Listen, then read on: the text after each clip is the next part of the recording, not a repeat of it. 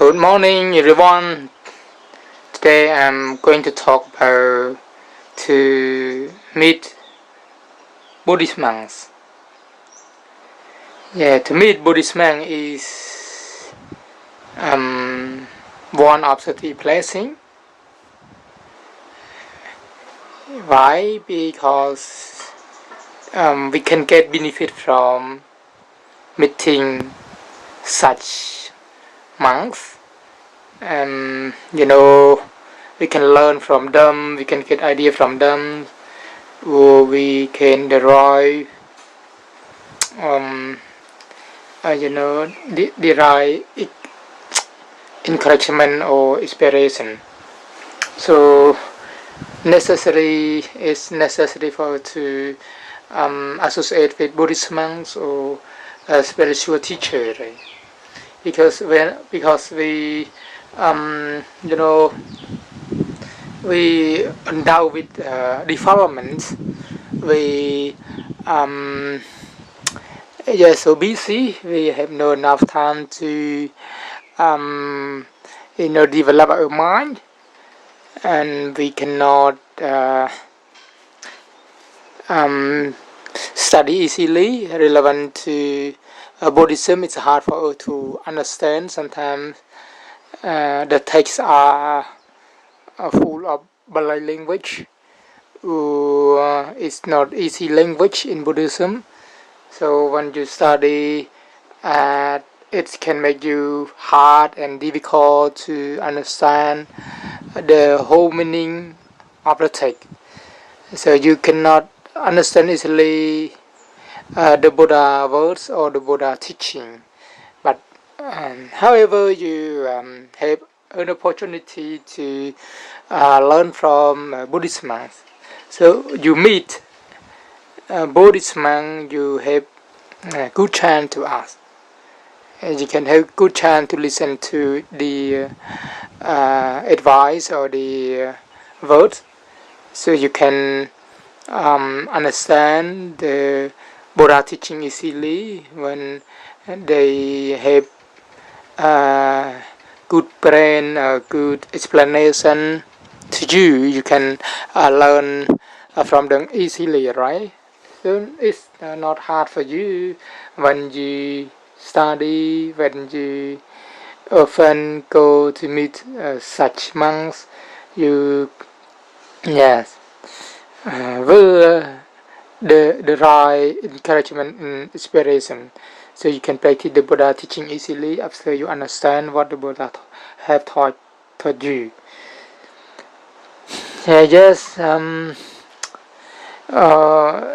According to the Mangala Sutta's commentary,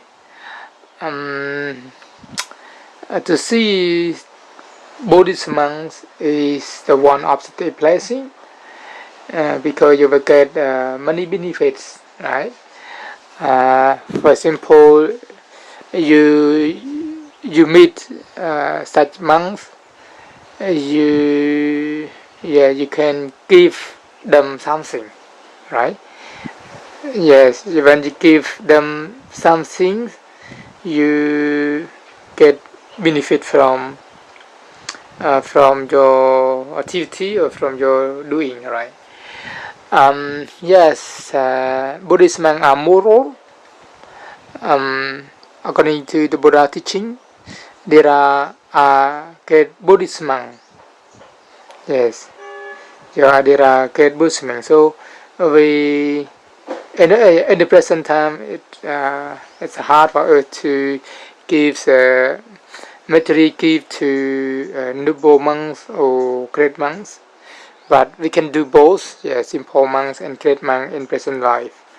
Alright, so most of us we just only meet simple monks, even though they are a simple monk, but they are moral, virtuous, kind, and they are not bad. They know how to practice the Buddha teaching, how to obey the Buddhist monk rules or Buddhist disciplines. So they know, right?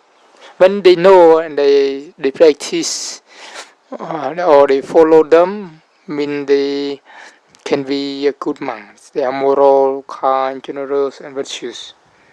So they are, morality, virtue, and wisdom happen to them. We are hard. We like doing charity, but most of people don't like to do charity because they spend much time to do, and then they are rarely give something to others. But for Buddhist monks, they focus on the morality, concentration, and yes, or wisdom, right? They try to make the mind calm, peaceful, and after the mind is calm, peaceful, and they can cultivate inside meditation to see the physical and phenomena as they really are, to see the four noble truths, to see the five aggregates as they really are, right? So they have wisdom. When we have a chance to give them some materials, we we we we do merit, right? We do merit a lot. We make merit a lot. So it is a blessing. Sometimes when we meet Buddhist monks, we have no material gift or material thing to give them. We just only pay homage to them or pay respect to them. It is still beneficial, right? It is the way of blessing, right? When you just only pay respect to the Buddhist monks. You have no food, water, drink, clothes, perfume, garland, and lighting, right? You have no such things, but you just only pay homage to them. It is still beneficial. It's not useless, it's useful. When you do charity with them, you do charity to them, you get benefits, right? Because give something to a beggar, you get benefit. Give something to the snake or other kind of animals, so you get benefit from doing. Your activity is useful, it's not useless. So you do good deed um, to to snake or other kind of animals, so you help them. You are helpful, you are generous when you share your materials with animals. But the Buddhist monks are not animal, and the Buddhist monks are not immoral or bad ones. Yeah, the Buddhist monks are moral, kind, and generous. Especially they are common people. They have a good brain, right? They have a wisdom that can help them to see the Honorable Truth. So when we have chance to do charity to do charity uh, to do charity um, to them, we feel happy. We use we perform good deed, right? We perform good deed, so it's not bad. We still get benefit even though we have no material to do, to share or to give Buddhist to give to the Buddhist monks. But we just only pay high respect or pay homage to them. We still do benefits. And when you cannot pay homage, you just bend your both hand, right? Uh, you can get benefits. That's why when you cannot pay homage, or you just yes, you can pay homage to Buddhist monk. you cannot, right, pay homage to Buddhist monk. You cannot give something to Buddhist monk. You just only meet, and then you are faithful. You are happy inside your mind. Your heart is clear. Your heart is faithful, right? So when you are faithful, it means that your mind is endowed with belief or faith. So your mind is clear because of good deed. Yeah. So you just only smile at them. You just only show um, your smile, because you see them and you are not angry with them. You are happy to see them. You are happy to meet them, even though you cannot give something to them or cannot pay homage to them. You just only smile at them. You just feel happy to see them. It's beneficial. It is the great blessing, right? It's the highest virtue for you to do in your daily life. Even though anymore just only see the Buddha and his disciple, they, uh, you know, he or she is, uh, he or she was born in the heavenly world, right? Just only see and meet the Buddha and his disciples. So anymore can do and perform good deed when they see the Buddhas who was the enlightened one, who is a sect awakening, right, and his disciples. So anymore can reach heaven, can live happily in the heavenly world because of its good deed, right? His or her good deed, right? But when we, think we are not animals, we are human beings. We we see the Buddha and or we meet the Buddha disciples. We feel happy, right? We smile at them and we are faithful. We are not angry with them. We are not we uh, don't we are not hate them. So we are happy to meet them. Yes, that's why we after we die we can be born in heavenly world. So not one one existence or 100,000 rebirths or 100,000 lives that we can be born in heavenly world because of the good deed that we made to the Buddha and his disciple. We just only smile at them.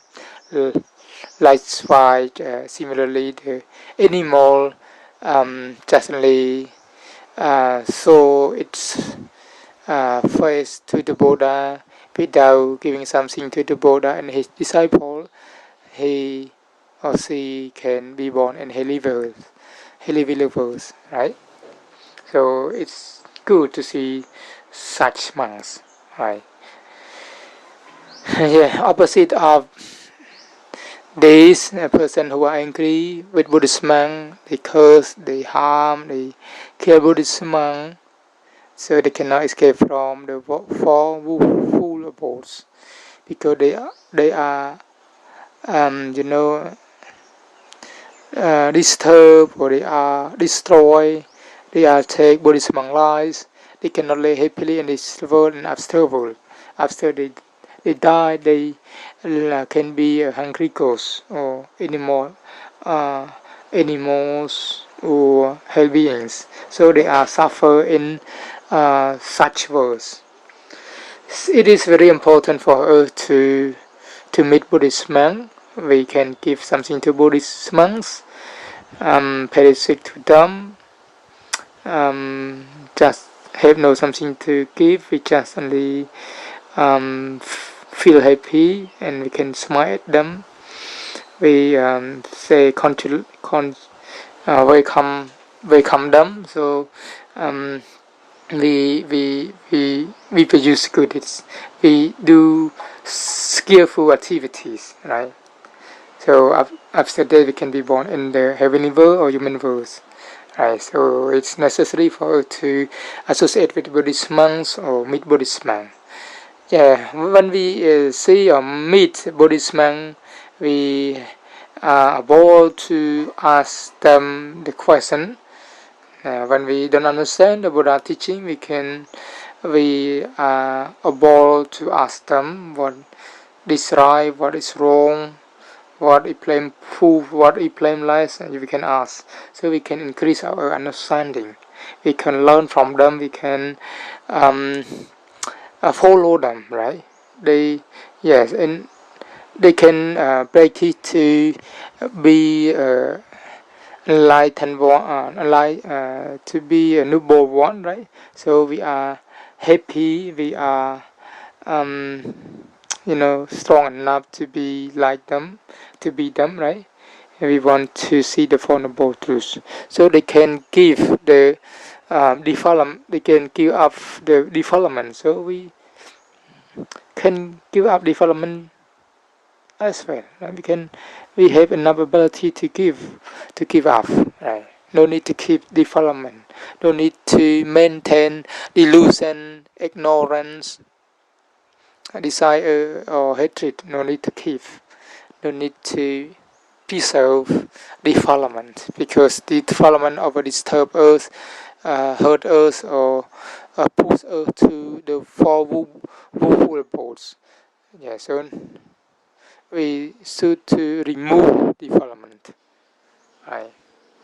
Yes, we can ask Buddhist monk. We can do a lot of good deed with Buddhist monks. Right. So that's why the Buddha said to see or to meet Buddhist monk is the one of the blessing, right? Yes, like Venerable Sariput, right? So Venerable Asuchi, right? Who was the Buddha disciples? Yes, he, Venerable Asuchi was moral, was you know. Uh, yes, his mind was tame, right? He was, peaceful one. He, did understand the Four Noble Truths. He, yes, so the Buddhas, right? He became Arahant. He became Arahant. He attained Arahantship, right? He attained Arahantship. So he was a holy man, right? And Venerable Sariput justly met or saw him.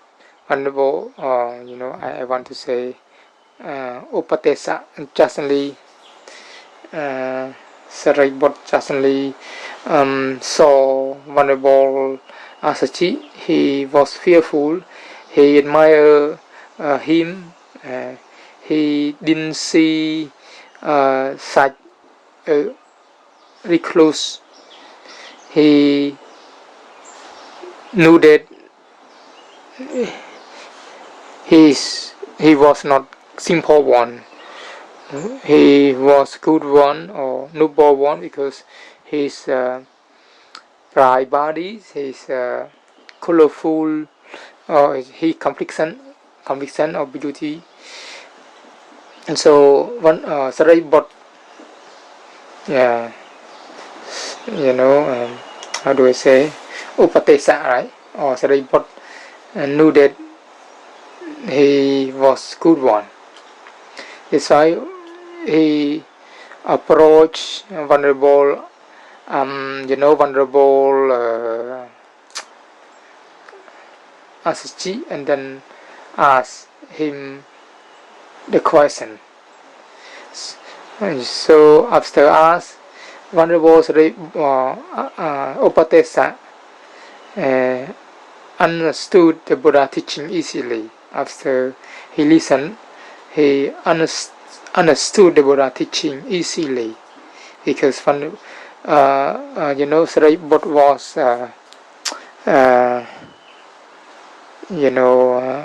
clever or smart, right? He